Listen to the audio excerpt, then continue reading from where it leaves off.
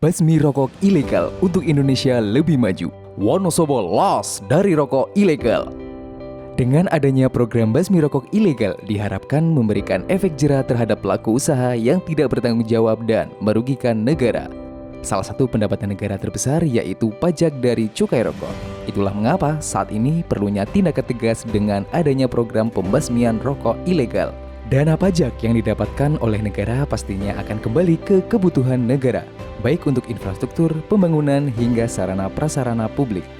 Jika dilihat di desa-desa, alokasi dana dari pemerintah selalu dimanfaatkan untuk pembangunan dan infrastruktur, salah satunya perpustakaan. Perpustakaan desa sendiri dikelola oleh pemuda dan karang taruna, sehingga terdapat kegiatan dan program nyata di dalamnya. Di masa pandemi seperti saat ini, pelaku usaha UMKM memang sedang terpuruk, namun bantuan dari pemerintah senantiasa hadir, sedikit banyak membantu perekonomian rakyat kecil agar tidak semakin terpuruk. Banyak pengusaha yang usaha kecilnya gulung tikar karena tidak mampu mengatasi gejolak ekonomi yang diakibatkan oleh pandemi, sehingga dana yang dikucurkan oleh pemerintah untuk UMKM sangat membantu dan meringankan beban para pelaku usaha di Indonesia. Dana dari pemerintah yang diberikan kepada UMKM tersebut berasal dari pajak negara yang rakyat berikan kepada negara ini.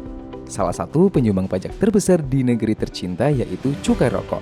Jadi tidak heran jika program basmi rokok ilegal gencar dilakukan. Rokok ilegal juga tidak mencantumkan kadar nikotin dan kandungan lainnya pada kemasan. Kita tidak tahu di dalamnya apakah cengkeh ataupun batang cengkeh, tembakau atau batang tembakau. Jadi, tetaplah berhati-hati ketika membeli rokok di pasaran. Banyak sekali kerugian yang didapatkan oleh negara ketika rokok ilegal beredar luas di pasaran.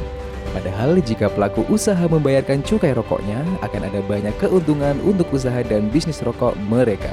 Salah satunya, meluaskan pasar penjualan, menjangkau pedagang besar dan kecil, dan menambah omset berkali-kali lipat hingga menciptakan lapangan pekerjaan baru.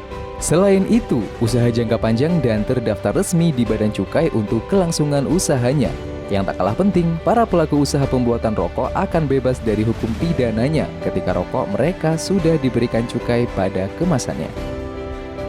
Ciri-ciri rokok resmi, cukai utuh. Jika cukai rusak, tidak lengkap, ataupun tidak ada segel cukai, maka rokok tersebut tergolong rokok ilegal.